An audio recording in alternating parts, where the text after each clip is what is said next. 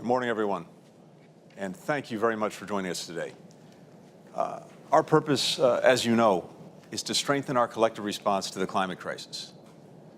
No challenge will have a more significant impact on the world or require a greater level of international cooperation. And no challenge ranks higher on the list of global priorities for this administration. Since we convened this group in April at the Leaders Summit, the international scientific community has issued a stark warning. Last month, the Intergovernmental Panel on Climate Change, in a report that all our governments reviewed and embraced, presented the irrefutable evidence of the crisis now upon us. As context for our discussion today, I just wanted to highlight a few key findings. First, the report included important measures of how we're already altered our climate. There's more carbon dioxide in the atmosphere today than there has been in 2 million years. As a result, the planet is warming rapidly. As we strive to limit global warming to 1.5 degrees Celsius above pre-industrial levels, we now know that we have already seen temperatures rise 1.1 degrees Celsius. Second, the report looked at how this is already affecting life on Earth. Every area of the planet is now impacted by climate change. Many of the extraordinary weather events we've recently experienced would have been, and I quote, virtually impossible without human-induced warming. Finally, we know what's needed now. To keep warming below 1.5 degrees Celsius over the long term, emissions must fall rapidly this decade, and they must reach net zero around 2050. The good news is this. According to the IPCC, if we do what's required, global temperatures will stabilize in just a couple of decades. We can avert the worst potential consequences of the crisis. That's our charge now. The science is clear, and it's up to the countries assembled here today to lead a decisive global response. With that, it's now my honor to introduce the President of the United States, Joe Biden. It's good to see you all. Good morning. Thank you, Secretary Blinken, and a special thanks to Special Envoy Kerry. John's been a friend for a long time, and I have absolute trust in his leadership on this issue. We're honored to host all of you today as a follow-up to the Leaders Summit Climate we hosted back in April. That summit made good on a commitment that I made to the American people, that the United States would return immediately to the world stage and address the climate crisis. I wanted to show that we're at an inflection point and that there's a real consensus that while the climate crisis poses an existential threat, there is a silver lining. The climate crisis also presents real and incredible economic opportunities to create jobs and lift up the standard of living for people around the world. And I want to thank you and your efforts so far I need to tell you the consequences of inaction, but you all actually know it. It's somewhat presumptuous of me to say this, but over the last 2 weeks, I've traveled across the United States to see the damage and destruction from record hurricanes, record floods, and wildfires.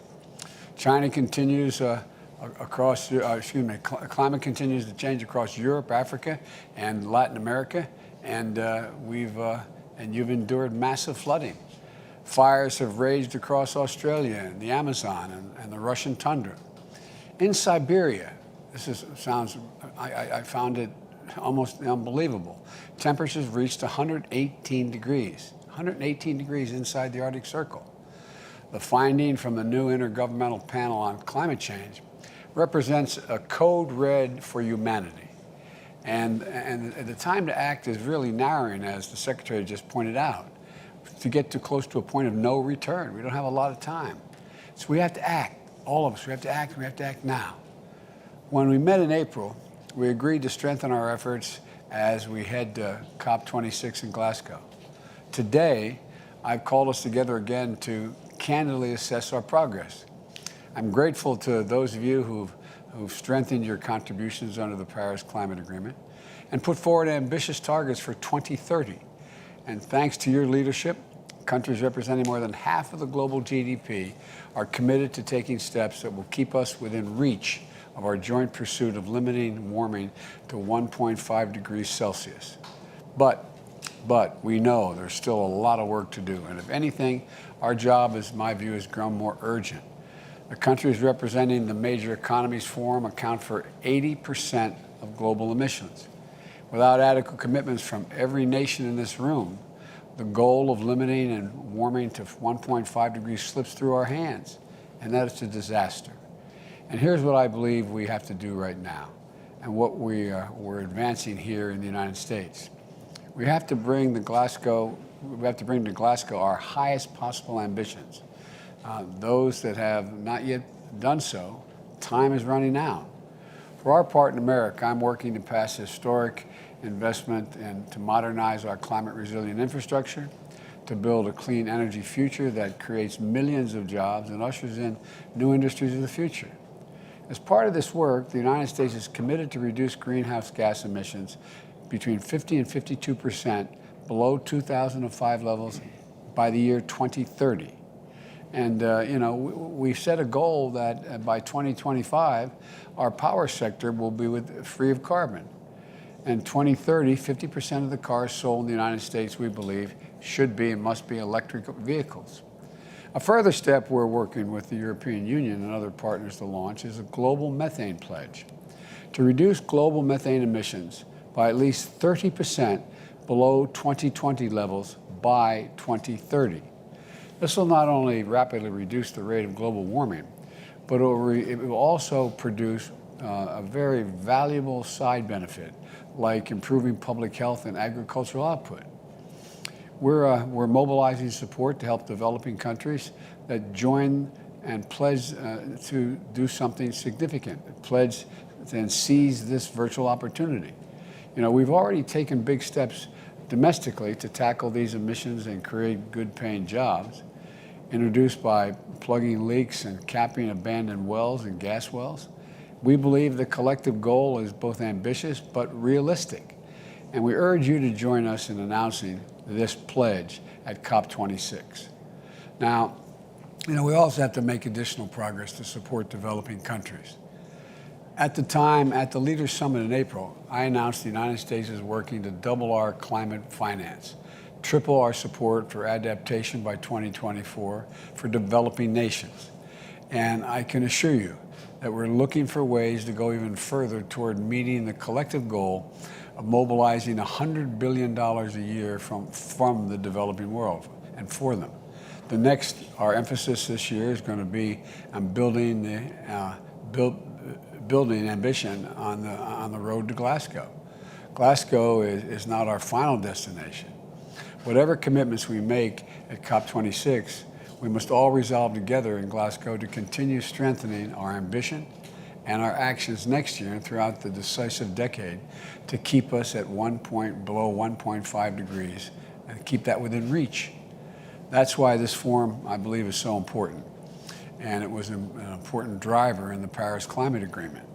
We got to continue to play a vital role going forward. At this critical juncture, the start of a decisive decade, I'd like to use this forum to forge a political momentum and consensus to drive concrete actions in 4 key spheres of energy: industry, land, the ocean, and I want to be clear, this forum will complement, not substitute for other forums.